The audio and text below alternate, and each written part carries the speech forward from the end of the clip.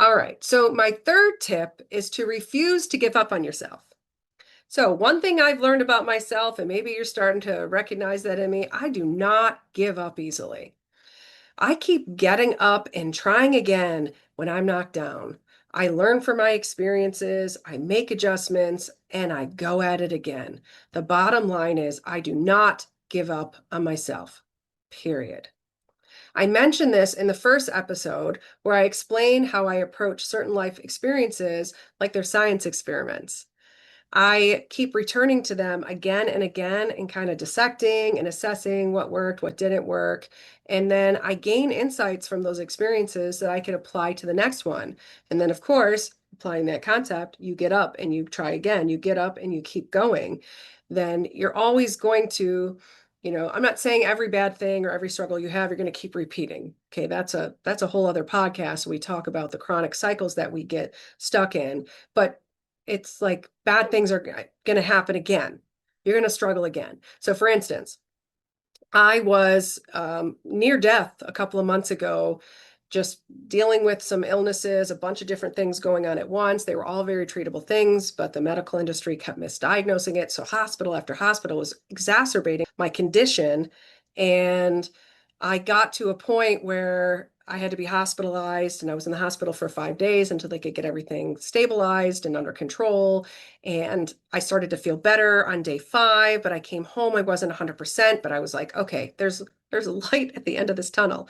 And I kept saying to myself, we do that thing. This is why I'm sharing this with you. I never want to experience that again. So you say, I'm going to do everything I can in my power to never experience that again, but we don't have control over that. And when it comes to our health, we can be really, diligent about taking exceptional care of ourselves, but we can't control never getting sick. We can't control those things, something, being triggered in our health. And the last few days, I don't know if there's something in the air that's triggering my allergies, and I have this condition. It's triggering this LPR condition that I have, and those triggers are starting to resurface. And I'm like, oh dear God, I don't want to go through this again. And it's been really kind of traumatic for me to, you know, not take my mind off of that, but I also have other things to do. I'm grossly behind in everything because I lost about 2 months to struggling with this illness, over a month of it, mostly bedridden. And now I'm starting to feel those things. And yesterday night, I started to feel like very similar symptoms returning. And it was kind of, those trauma triggers. It was overwhelming. And I had to get a hold of myself again. And I had to say, okay, because again, I've already been there. So I've learned so much from that experience. And now I can take that and I can apply it here. So it didn't take me long to readjust my perspective and to say, I hope that obviously my condition doesn't get worse right now, but I know a lot of things not to do to help myself. And I know a lot of things that I can do to help myself. And today, thankfully, because I had to record this podcast, I'm feeling, better. I'm not 100% better, but I'm feeling better. I'm feeling more myself and I'm feeling more hopeful.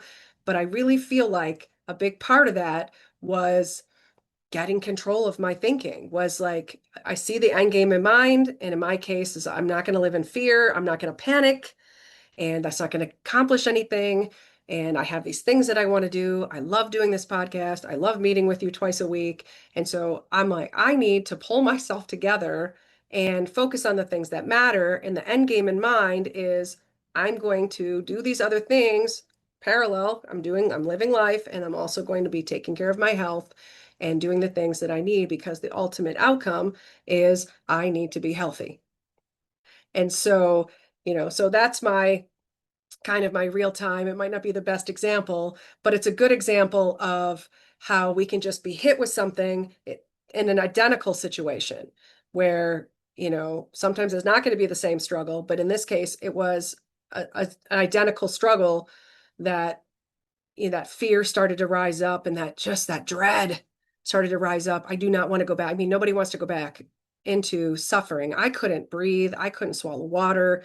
It was miserable. I wouldn't wish it on the person I hate the most in this world. It was miserable. And so, So I got through it and I practiced all of these things. So it was also very interesting because I was preparing for this particular episode and all of this stuff was fresh in my mind. So when that hit and the temptation was to, let the anxiety start to, get me thinking in the wrong way, focusing on those negative things. I needed to notice the negative things, but not really focus on the negative things and let them get me stuck there in that wounded state or in a state of, frozen fear, not moving forward when I have plenty of skills now. It's not the first time that these things have happened. It's not the second time they've happened. It's just the first time I was hospitalized a month and a half ago.